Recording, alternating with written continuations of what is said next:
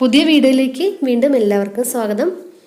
വെക്കേഷനിൽ ഇപ്രാവശ്യം നാട്ടിൽ പോയ സമയത്ത് മമ്മിയുടെ ഗാർഡനിൽ ചെമ്പരത്തിപ്പൂ ഇതുപോലെ വിരിഞ്ഞത് നല്ല ഭംഗിയായിട്ടുള്ളത് കണ്ടപ്പോൾ ഞാൻ വീഡിയോ എടുക്കാമെന്ന് വിചാരിച്ചു, നിങ്ങളായിട്ട് ഷെയർ ചെയ്യാമെന്ന് വിചാരിച്ചു കേട്ടോ. നല്ല ഭംഗിയുണ്ട്. ഇതുപോലെ തന്നെ വേറെ കളേഴ്സും ഉണ്ട്. നാട്ടിൽ ഭയങ്കര കാറ്റാണ്, തണുപ്പാണ് പാലക്കാട്. ഇതിൻ്റെ കളറ് കുറച്ചും കൂടി ഡാർക്കാണ് കേട്ടോ, ക്യാമറയിലത്തെ പോലെയല്ല, കുറച്ചും കൂടി ഡാർക്ക് റെഡായിട്ട്. അപ്പോൾ നമുക്ക് പെട്ടെന്ന് വീഡിയോയിലേക്ക് കിടക്കാം അല്ലേ.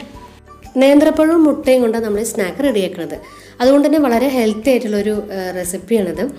കുട്ടികൾക്കൊക്കെ ധൈര്യമായിട്ട് നമുക്ക് ബ്രേക്ക്ഫാസ്റ്റ് ആയിട്ടും കൊടുക്കുക, സ്കൂളിൽ പോകുന്നതിൻ്റെ മുമ്പായിട്ട് ബ്രേക്ക്ഫാസ്റ്റ് ആയിട്ട് കൊടുക്കുക, അതല്ലെങ്കിൽ സ്കൂൾ വിട്ട് വന്നതിന് ശേഷമാണെങ്കിലും സ്നാക്ക്, ഈവനിങ് സ്നാക്കായിട്ടും കൊടുക്കാം കേട്ടോ. വെറും നേന്ത്രപ്പഴവും മുട്ടയും മാത്രമേ ഉള്ളൂ, പെട്ടെന്ന് തന്നെ നമുക്ക് റെഡിയാക്കാനും പറ്റും. നോക്കാം അപ്പോൾ നമുക്കത് എങ്ങനെയാണെന്ന്. ആദ്യം തന്നെ പാന് ചൂടാകുമ്പോൾ കുറച്ച് നെയ്യ് ഒഴിച്ചു കൊടുത്തു. എന്നിട്ട് കാഷ്യൂ ഫ്രൈ ചെയ്തിട്ട് എടുക്കാം. ഇതിപ്പോൾ ലൈറ്റിൻ്റെ ഒരു പ്രശ്നം കൊണ്ടാണ് ഇങ്ങനെ ഷാഡോ വന്നത് പാനിൽ. അപ്പോൾ ഈ കാഷ്യൂനട്ട് നന്നായിട്ടൊന്ന് ഫ്രൈ ആയിട്ട് വന്നതിന് ശേഷം കുറച്ചുകൂടെ നെയ്യ് ഒഴിച്ചു കൊടുക്കാം. നമുക്ക് ഈ സമയത്ത് വേണമെങ്കിൽ കിസ്മിസ് കൂടെ ചേർക്കാം കേട്ടോ. ഞാൻ കിസ്മിസ് ചേർത്തിട്ടില്ല. എന്നിട്ട് നേന്ത്രപ്പഴം കട്ട് ചെയ്തിട്ട് ചേർത്ത് കൊടുക്കാം. ഇതിപ്പോൾ അധികം പഴുക്കാത്ത പഴമായിരുന്നു. നിങ്ങൾക്ക് കുറച്ചും കൂടെ നന്നായിട്ട് പഴുത്തിട്ടുള്ള പഴം കിട്ടണമെങ്കിൽ അത് നന്നായിരിക്കും. ഇപ്പോൾ തൊലിയൊക്കെ കറുത്തിട്ട് നമുക്ക് വെറുതെ കഴിക്കാൻ ഇഷ്ടപ്പെടാത്ത പഴങ്ങളുണ്ടല്ലോ, അങ്ങനത്തെ പഴങ്ങൾ ഇതുപോലെ ട്രൈ ചെയ്ത് നോക്കട്ടോ, നല്ല ടേസ്റ്റിയാണ്. ഇതേപോലെ കട്ട് ചെയ്യേണ്ട ആവശ്യമില്ല. ഇതിനേക്കാളും ചെറുതാക്കിയിട്ട് 4 കുഞ്ഞു കുഞ്ഞു പീസായിട്ട് കട്ട് ചെയ്താലും കുഴപ്പമില്ല. പഴം ഇതുപോലെ നെയ്യിൽ നന്നായിട്ടൊന്ന് കുക്കായിട്ട് വന്നിട്ടുണ്ട്.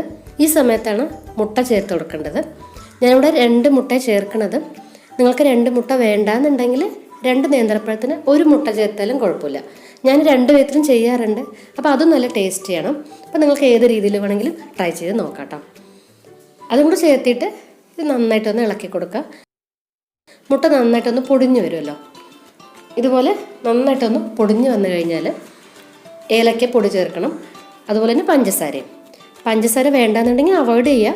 നല്ല പഴുത്തിട്ടുള്ള നേന്ത്രപ്പഴമാണെങ്കിൽ പഞ്ചസാര നോക്കിയിട്ട് ചേർത്ത് കൊടുത്താൽ മതി. എന്നിട്ട് ഇതുപോലെ നന്നായിട്ട് വീണ്ടും നന്നായിട്ടൊന്ന് മിക്സ് ആക്കിയിട്ട് എടുക്കണമല്ലോ. ഇലക്കയും അതുപോലെ തന്നെ പഞ്ചസാരയൊക്കെ നന്നായിട്ടൊന്ന് മിക്സായിട്ട് വരുന്നത് വരെ ഇളക്കി കൊടുത്തതിന് ശേഷം നമ്മൾ നേരത്തെ ഫ്രൈ ചെയ്ത് വെച്ചിട്ടുള്ള കാഷ്യൂനട്ട് ചേർത്ത് കൊടുക്കാം. എന്നിട്ട് നമുക്ക് ഗ്യാസ് ഓഫ് ആക്കാം.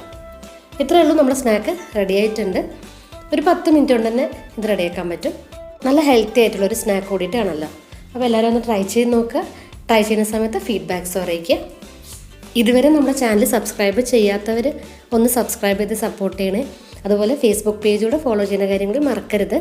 പുതിയ നല്ല വീഡിയോസായിട്ട് നമുക്ക് ഉടനെ തന്നെ കാണാം. Thanks for watching. ബൈ.